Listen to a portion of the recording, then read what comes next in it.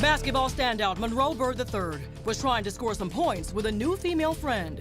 But as they sat talking in his car, an armed security guard appeared, and an innocent night was about to turn tragic.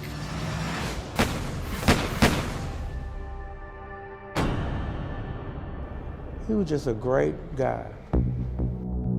Monroe's family affectionately call him Trey. At 6 feet 8 inches tall, Trey towered over everyone, including all of his friends. He started growing probably when he was 15, and he just kept growing. And he liked being tall, but sometimes he'd get annoyed when people would be like, "How tall are you? Do you play basketball?" Trey was a star on the hardwood, but his heart was in the kitchen. The 21-year-old dreamed of becoming a top chef and one day owning his own restaurant. But all of that would change in an instant. It was a bitter cold winter night in Tulsa, Oklahoma. At Treys' apartment complex, armed security guard Ricky Stone was on patrol in an unmarked vehicle. Trey and his friend were parked outside his door when suddenly, a man dressed in dark clothing flashes a light through the car window. It was Stone, and he meant business. He saw a car that had some people in it, asked for ID. Trey had no idea who Stone was. Tulsa Police Sergeant Dave Walker investigated the case. Talk about the security officer, Mr. Ricky Stone. What authority does he or does he not have? He can carry a firearm and be armed security, patrol on a private property. Does a security officer have the right to engage and ask for ID? I think you have the right to ask, just like Mr. Bird probably has the right to say no. Trey didn't give Stone his ID. He didn't need to. After all, he lived there. His stepdad says he decided to avoid a fight and just drive away. Trey always shied away from confrontation. He would rather talk you down rather than to escalate anything. But what happens next depends on who you talk to. Ricky Stone claims Trey moved to the front seat. Once behind the driver's wheel, he put the car in reverse, trying to run him over. Stone claimed the car hit him and he jumped onto the trunk, the butt of his gun smashing the rear window. Stone shot 3 times at the car, claiming self-defense. Neighbors heard the gunfire and called 911. Police emergency. Me and my wife were inside our apartment, and we heard 3 gunshots. And right outside my window, I just heard 3 gunshots back to back to back. One of the bullets hit Trey in the back of his neck. Doctors say he was instantly paralyzed and lost control of his car running into a tree. He was an apartment security guard who was trying to be a police officer. And because he lacked the training, because he lacked the discipline, because he lacked the protocol, Monroe Bird was shot. Trey's family attorney, Benjamin Crump, says, when you look at the actual evidence, things just don't add up. The bullet hits him, he becomes paralyzed instantly. He can't then put the car in gear and then drive another 70 yards away before he hits that tree. That defies all logic, all physics, all forensics. Sadly, what didn't defy physics was Trey's condition.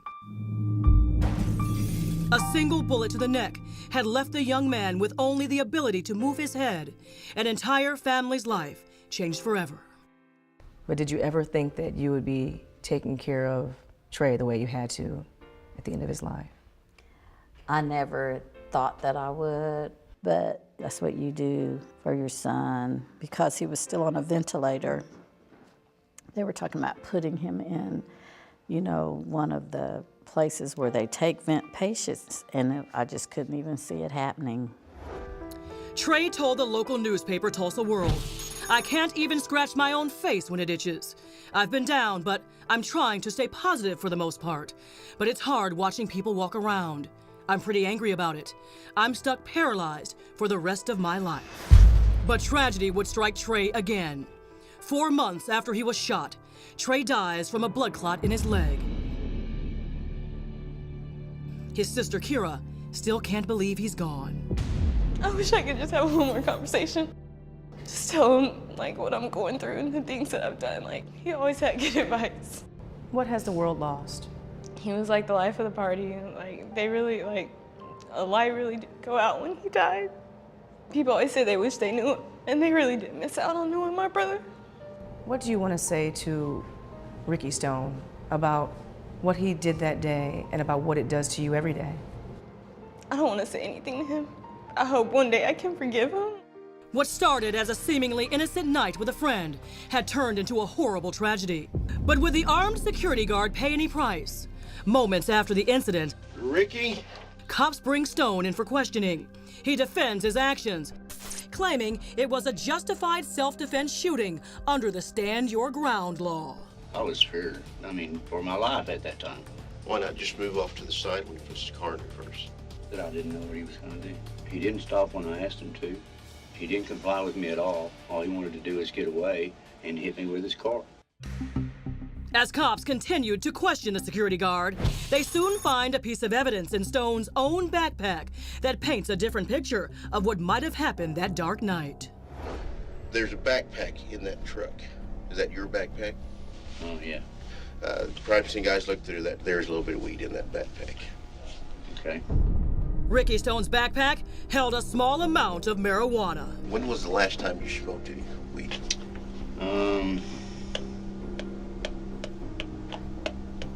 Probably been about 2.5 weeks. But Stone submitted to a drug test, and the toxicology report soon revealed the Rent-A-Cop's blood contained 6.8 nanograms of THC, an amount deemed impaired in any U.S. state. Do we want people out there acting as security guards, armed, high on dope? And I personally do not. Attorney Melvin Hall is on Treys' family's legal team. He was high on marijuana.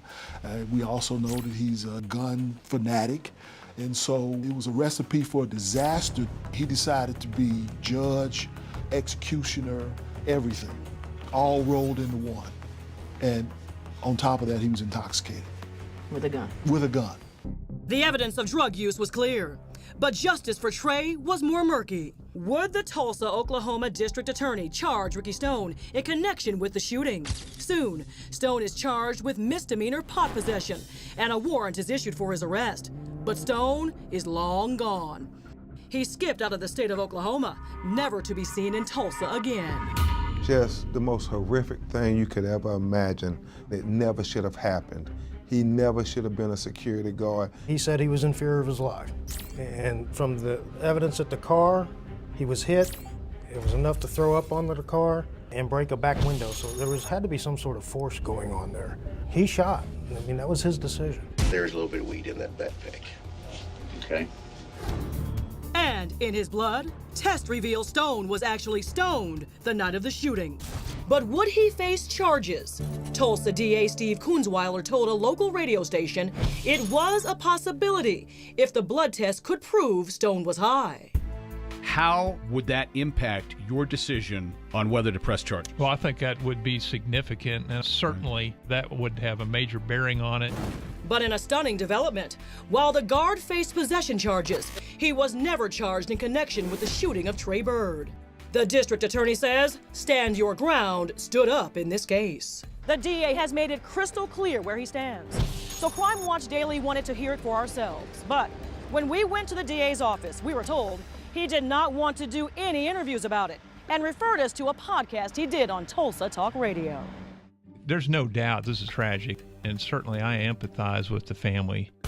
So why didn't the DA consider drugs to be a factor?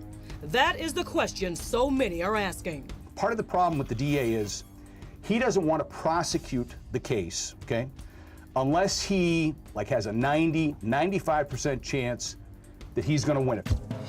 A lucky break for Ricky Stone, who soon left the state of Oklahoma, perhaps hoping to leave his troubles behind. But Crime Watch Daily wanted to hear from Stone, who has never publicly commented on his case. We tracked him down in his hometown of McLean, Texas, some 350 miles away from Tulsa. As soon as we arrived, so did a deputy sheriff. He called the sheriff's office or someone and said that he does not want to talk to y'all. He doesn't want you on his property. And that's all I'm concerned about, because if anybody goes on his property, I don't know what's going to happen.